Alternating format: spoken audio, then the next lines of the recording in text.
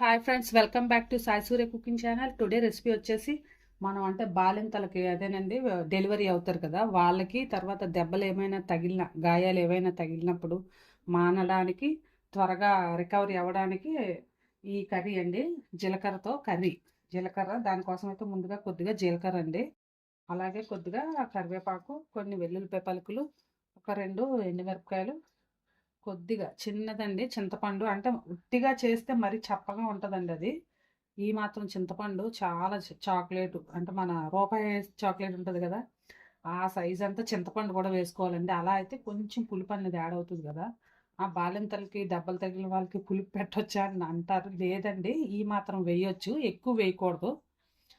So ఇప్పుడు మనం వీటన్నిటిని ప్రాసెస్ అయితే స్టార్ట్ చేద్దామండి. వీటన్నిటిని ఫస్ట్ మిక్సీ చేసుకుందామండి. ఓకేనండి, ఫస్ట్ ముందుగా జీలకర్ర వేసుకుందామండి. నెక్స్ట్ నెక్స్ట్ ఈ ఎండుమిరపకాయలు వేసుకుందామండి, 2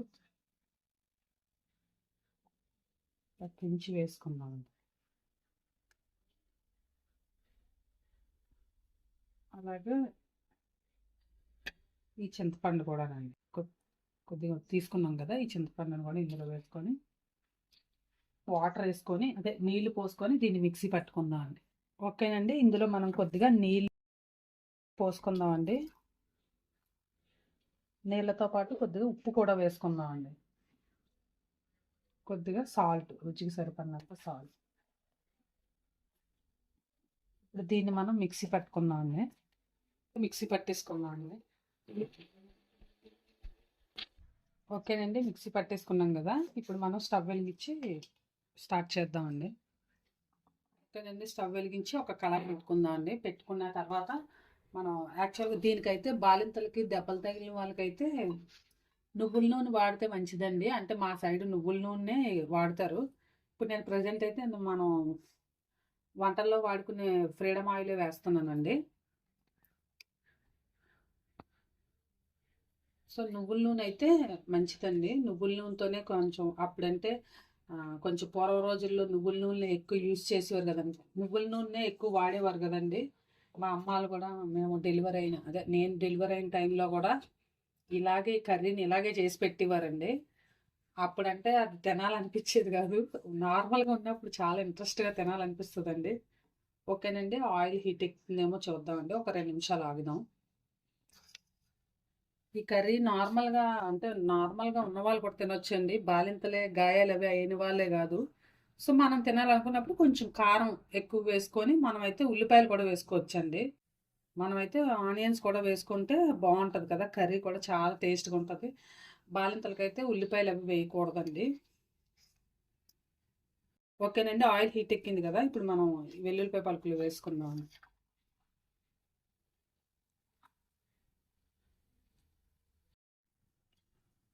నార్మల్గా ఉన్న వాళ్ళు కూడా తినొచ్చండి, చాలా బాగుంటుంది కర్రీ. కొంతమంది ఇంకా ఎక్కువ వేసుకుంటారండి వెల్లుల్లిపాయలు తింటే. అంటే దెబ్బలు అవి నడుముకి కొంచెం బలం, శక్తి వస్తుందని. అందుకని కర్రీస్లో జీలకర్ర, ధనియాలు ఇలాంటి కర్రీలు చేసి పెడతారండి ఎక్కువ. ఒక 1 వీక్ 10 డేస్ వరకును. తర్వాత తోటకూర వేపుడు అలాంటివన్నీ పెడతారండి. ఎక్కువ తగిలిన వాళ్ళకి, ఎస్పెషల్లీ బాలింతలకి, వీళ్ళకి ఇవే కర్రీస్ పెడితే తొందరగా కూడా రికవర్ అవుతారండి. ఓకేనండి, వెల్లుల్లిపాయలు వేవే కదా, కొద్దిగా కరివేపాకు వేసుకున్నాము. అలాగే అందులో కొద్దిగా పసుపు వేసుకున్నామండి, కొద్దిగా.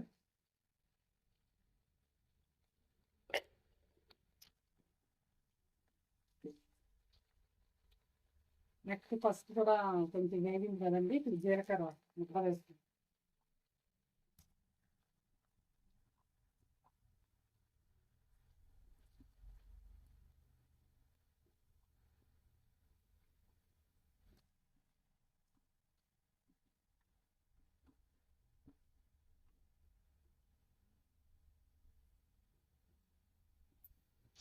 ఓకేనండి, జీలకర్ర పేస్ట్ అంతా వేసుకున్నాం కదా.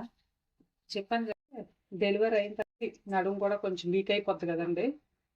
సో అందుకని గట్టి పడడం కోసం దెబ్బలు తగిలిన వాళ్ళకి కూడా సేమ్ అండి. అంటే వాళ్ళకి కూడా కొంచెం గాయాలు అవి తొందరగా మానాలని, గాయాలు అవి తొందరగా మానుతాయండి. కొంచెం త్వరగా కూడా రికవర్ అవుతారు.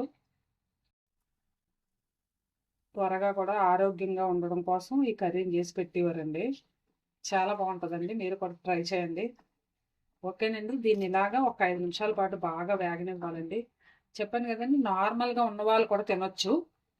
మనం తినాలనుకున్నప్పుడు కొద్దిగా ఉల్లిపాయలు కూడా యాడ్ చేసుకోవచ్చండి. ఎక్స్ట్రాగా కారం, కొద్దిగా కారం, అలాగే ఆనియన్స్, ఉల్లిపాయలు కూడా చిన్న ముక్కలుగా కట్ చేసి ఆయిల్లో వేసి చక్కగా ఇంకొంచెం ఎక్స్ట్రా చింతపండు కూడా వేసుకుంటే చాలా బాగుంటుందండి.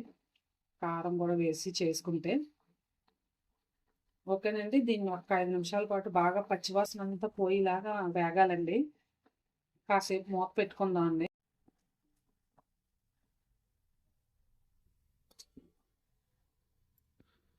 ఓకేనండి. 5 నిమిషాలు అయింది కదా, తీసి చూద్దామండి.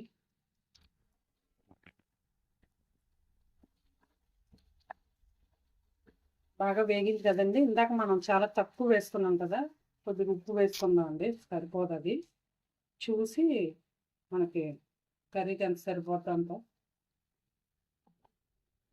ఓకేనండి. ఉప్పు కూడా వేస్తున్నాం కదా. ఇప్పుడు మనం ఇందులో కొద్దిగా ఇందాక జీలకర్ర పేస్ట్ది కొద్దిగా నీళ్ళు పోసుకున్నాం.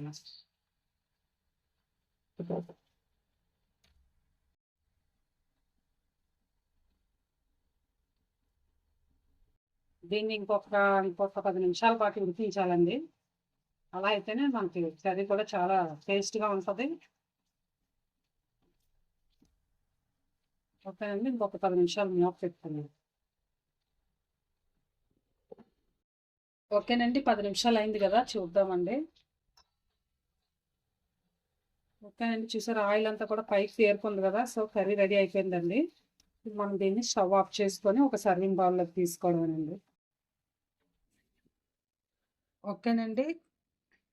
బాలింతలకు గాయాలు తగిలిన వాళ్ళకి త్వరగా మానాలంటే, కోలుకోవడానికి, త్వరగా దెబ్బలు అవి మానడానికి, తర్వాత నడుము గట్టిపడడానికి కూడా చాలా ఉపయోగపడుతుందండి ఈ జీలకర్ర కూర. చాలా బాగుంటుంది. ఇందులోని ధనియాలు కూడా వేసుకోవచ్చండి. ధనియాలు జీలకర్ర రెండు కూడా కలిపి చేసుకోవచ్చు. లేదు, జీలకర్ర ఒకటి కూడా చేసుకోవచ్చండి. చాలా బాగుంటుంది. సో మీరు కూడా ట్రై చేయండి. ఇంకొకటండి, ఆయిల్ కూడా ఎక్కువ వేయాలి. నువ్వుల నూనె వేసి చేయాలండి పత్యం. అంటే పత్యం కూరలు అంటే నువ్వుల నూనె వాడాలి. సో ఆయిల్ కూడా ఎక్కువ వేయాలండి. నేనైతే కొంచెం నార్మల్గా మనం వాడే ఆయిల్ వేసానండి, అంటే నువ్వుల నూనె ప్రజెంట్ లేదని. ఓకేనండి. మీరు కూడా ట్రై చేయండి. మీకు నచ్చితే కనుక మీరు ట్రై చేయండి. ట్రై చేసి టేస్ట్ చేసి మీ ఫ్రెండ్స్కి కూడా షేర్ చేయండి. నచ్చితే ఒక కామెంట్ కూడా పెట్టండి. Please like and subscribe my channel. Bye friends. మళ్ళీ నెక్స్ట్ వీడియోలో ఇంకో వంటతో కలుద్దాం.